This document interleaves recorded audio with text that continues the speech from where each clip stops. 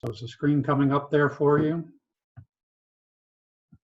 Yes, the screen looks good. It's in, oh, there we go. That's perfect. Great. Well, thanks very much.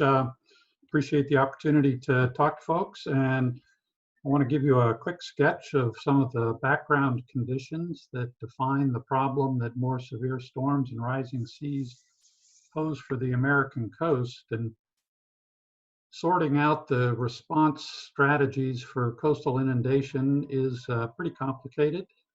But today I really want to focus on a couple of questions.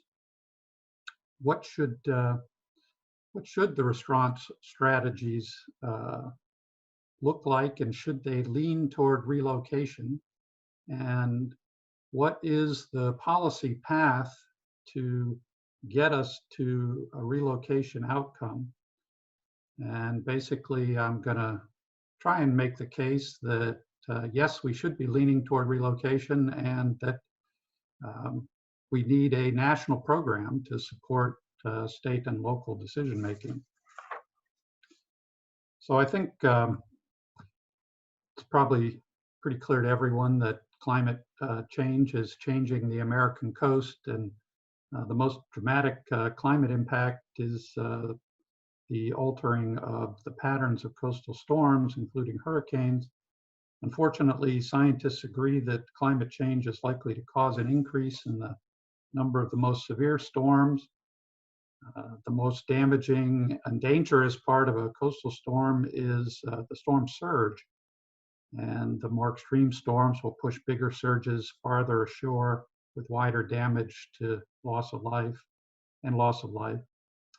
In addition, future major storms are expected to generate more rainfall and intensify more rapidly, making them harder to predict.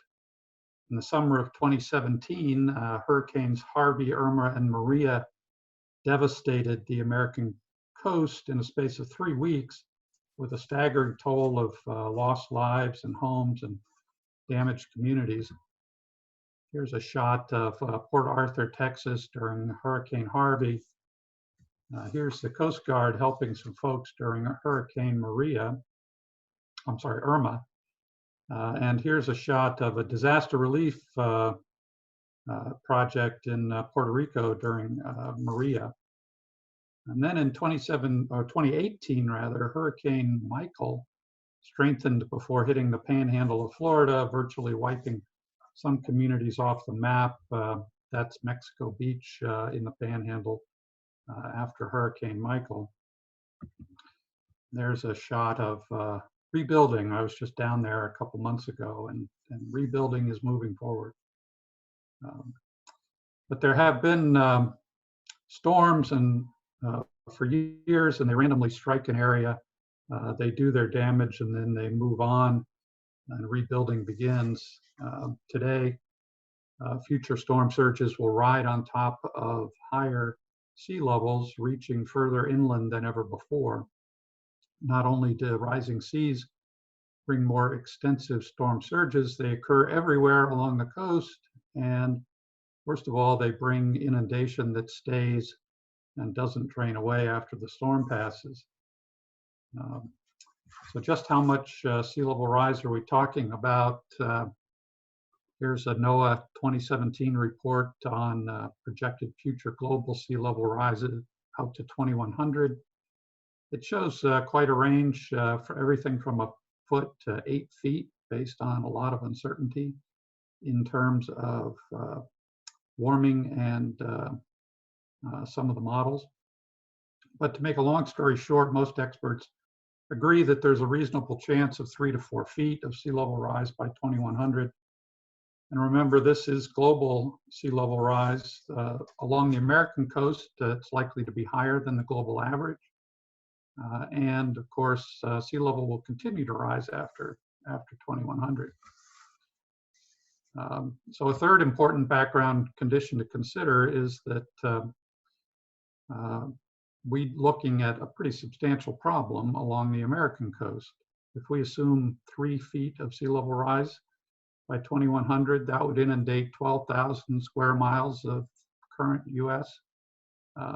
3.5 million people would be directly affected in hundreds of communities.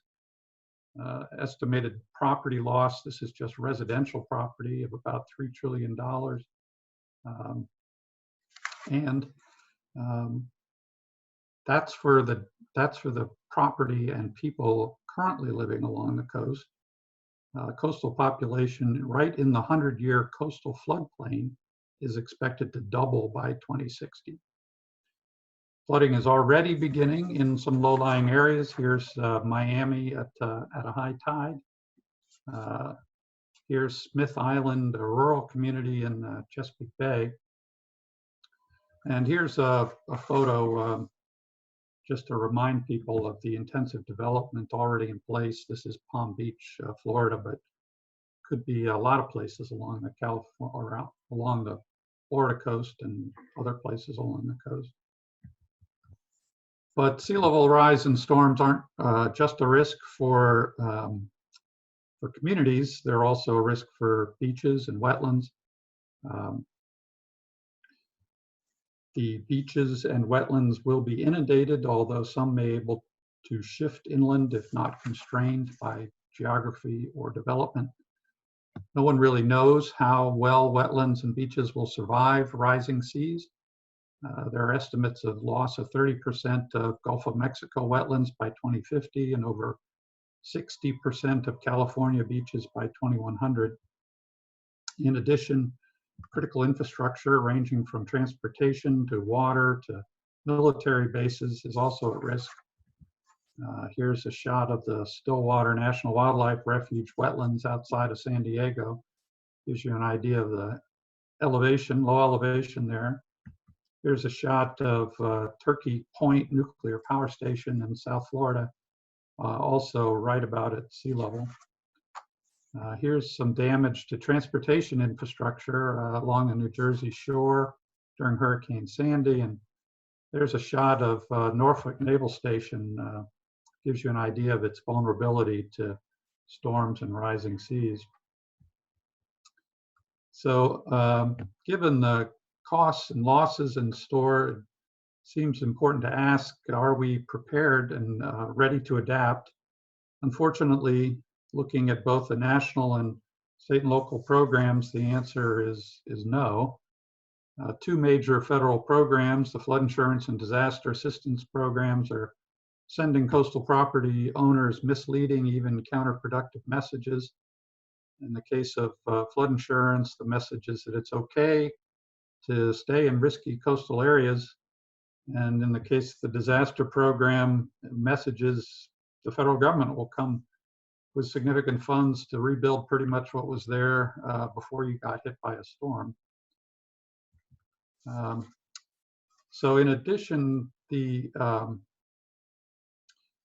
there are important national programs that have a role in coastal management, and several states have chosen to use the Coastal Zone Management Program to focus on sea level rise, but many others have not. The National Ocean Planning effort under President Obama promoted consideration of sea level rise in some regions, but less so in others, and unfortunately was terminated by the current administration. It would be great if the existing national program if an existing national program could be adjusted to take on the more severe storms and rising seas that we know are coming. And the existing programs can make some important contributions, but none is really a good fit for the entire job. There is good news in that state and local governments have assessed risk from storms and rising seas and have developed response plans, and some are moving toward implementation. But the consensus of most experts who've looked at this is that state and local work on the whole is commendable, but not enough. Tends to be improvisational, underfunded, and uncoordinated with neighbors and ecosystems and infrastructure.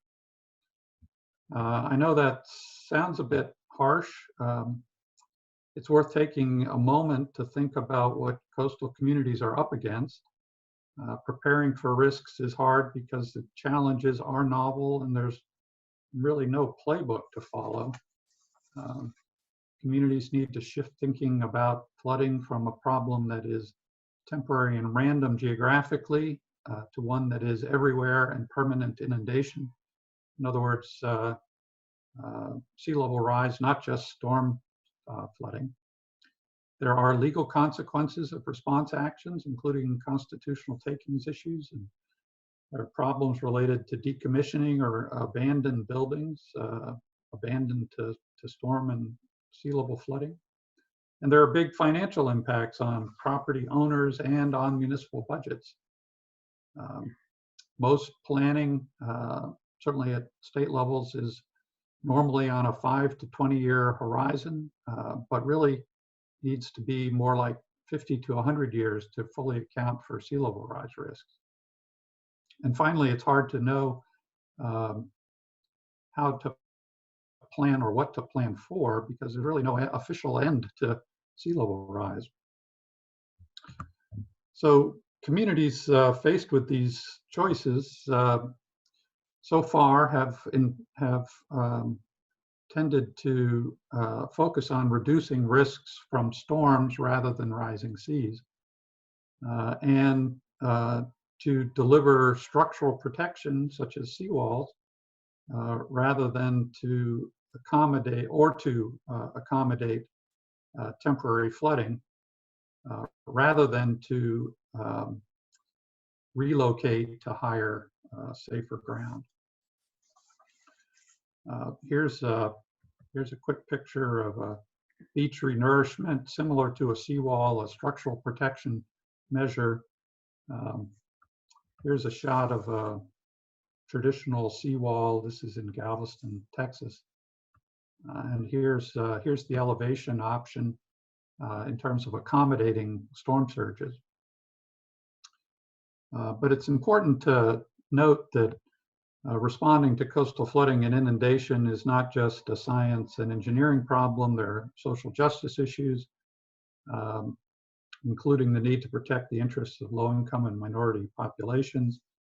And there are psychological impacts that follow a major storm, as well as the human desire to restore a damaged community pretty much back to the way it was. And finally,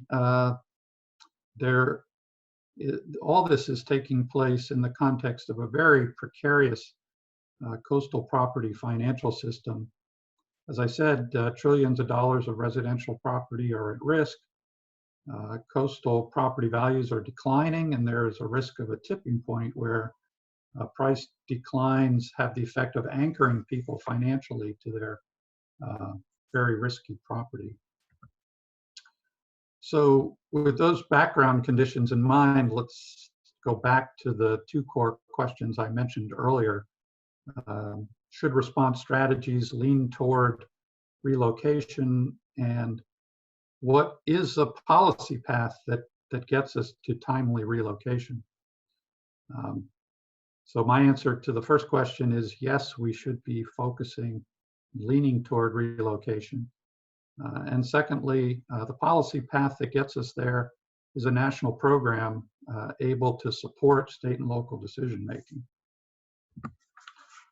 So let's take the first question right here. So why should we lean toward relocation?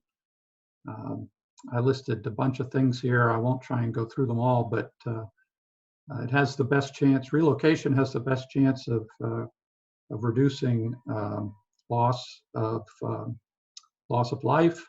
It can help us prevent repetitive losses and help us not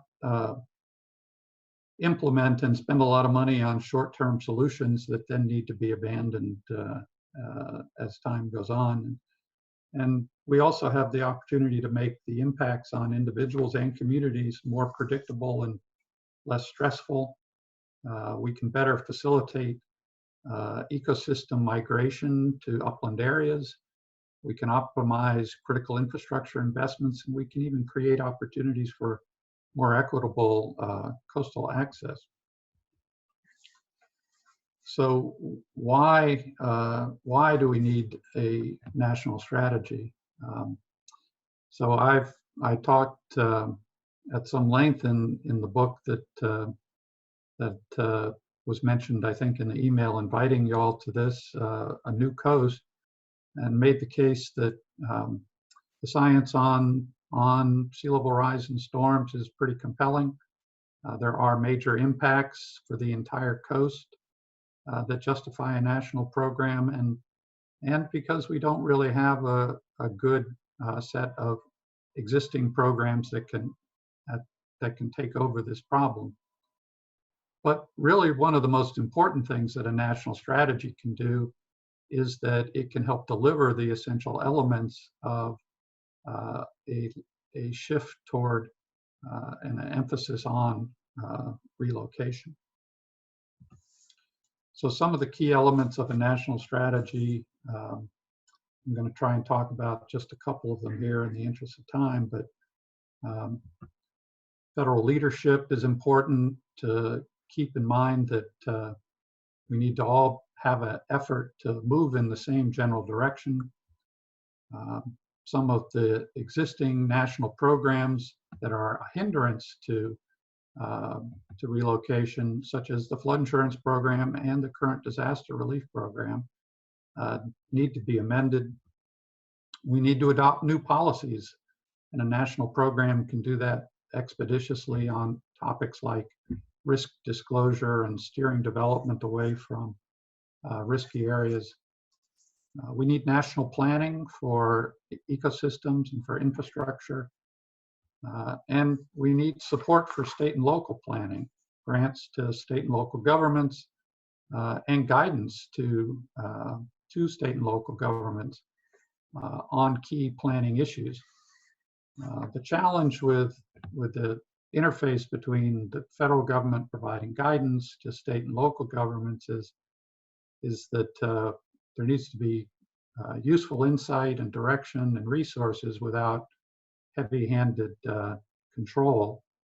Some of the questions that I think guidance could reasonably focus on are the key question of whether to hold the coastline in place or step back to higher ground, kind of coming up with how to pay for that, how to treat folks of a minority and disadvantaged community fairly, and a number of other questions.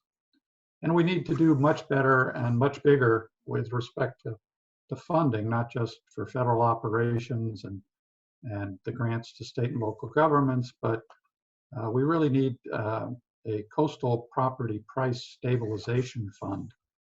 And essentially that would be a major national buyout program, a sustained long-term investment designed to free property owners from the financial anchor that they now have in their current property and give them the freedom to relocate to safer ground.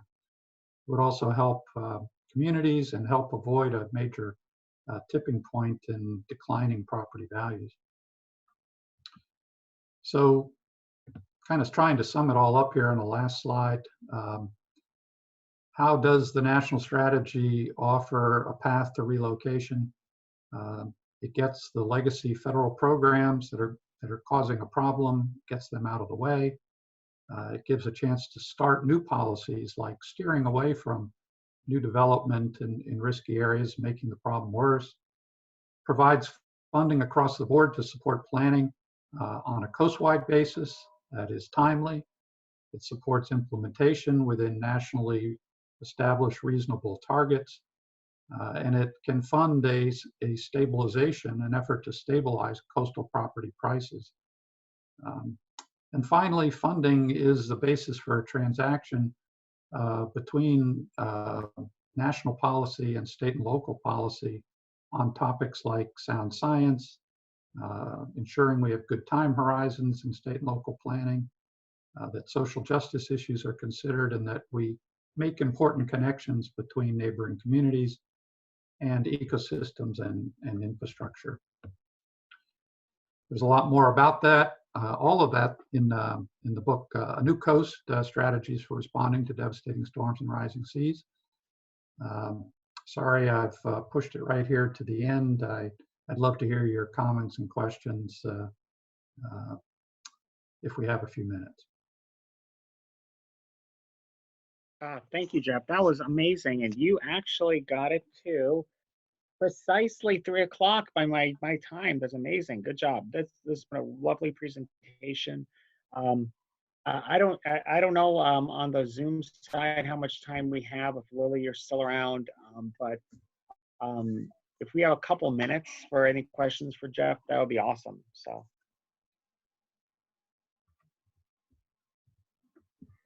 Yeah, I'm happy to hang for a few minutes if we have questions.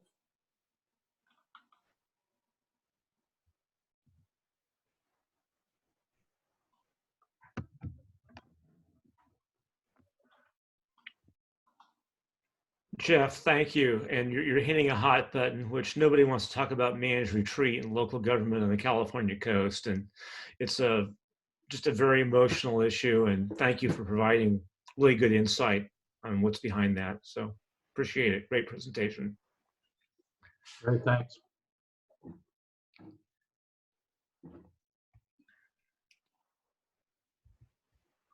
Anybody else? Actually, Jeff, this is Kate. I used to work with the Coastal Zone Management Program at NOAA, and I'd just be curious if you have any thoughts as to how NOAA could potentially help out with that design of a national program. I think that NOAA itself has its challenges, but I do think there's some opportunities there. Totally agree with you that no one entity can certainly do that, but I suspect that given some consensus building cross-federal program networking, there could be potential there. Thank you. So I did spend quite a lot of time thinking about the Coastal Zone Management Program and talking to people in the program. I actually worked in the program years and years ago, so it has a very warm spot in my heart. And I read a lot of the literature that the program evaluation literature on coastal zone management. I do think it has made an important contribution to this problem by highlighting it in some of the grant funding opportunities. States have responded to that sort of inconsistently, however, and they do have some discretion in the direction that they go under the way the CZMA is set up.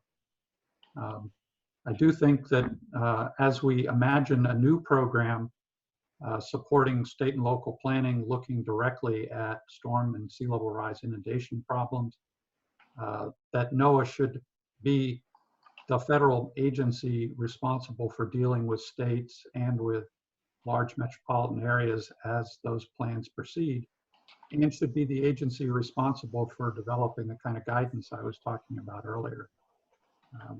But that should be in the context of other federal agencies working on other key things. So for instance, protecting ecosystems on a national scale is something that the Department of Interior would be extremely good at, and helping deal with permit programs for things like steering people away from new development in areas that are at risk of rising seas is something EPA is probably particularly good at. So I think really this calls for a whole of government kind of effort, and NOAA would be absolutely central to that. Jeff, this is Jack Leapster. Brilliant presentation. I'm going to buy the book as soon as the bookstores reopen. And I do have a question to see if you covered this in the book.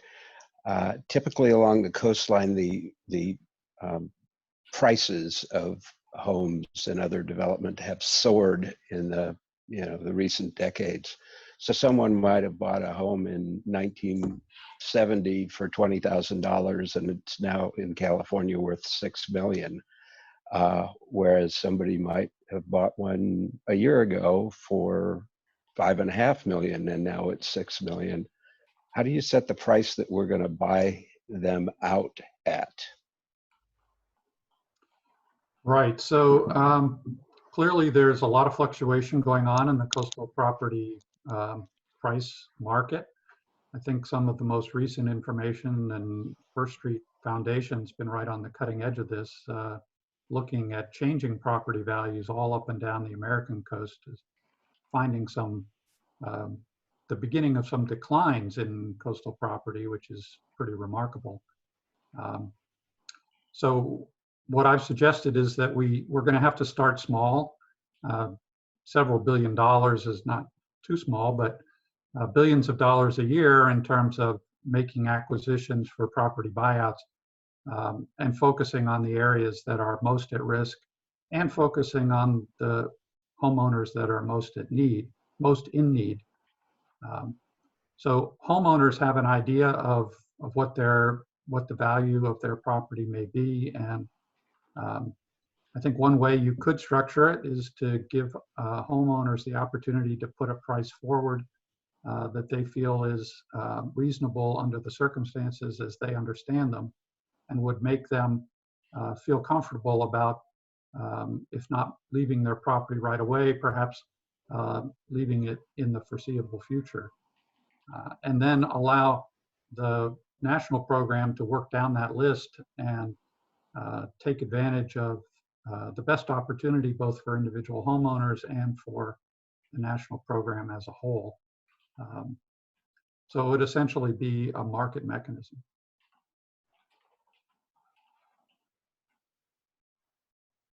Well, Jeff, thank you so much.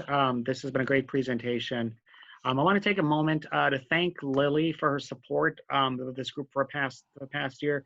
You have been our Zoom guru and have fixed so many technical issues, I can't even count them. So thank you, Lily, and best of luck with family. I know how that is right now. I have 2 kids outside my door who were screaming a little while ago, so I get that.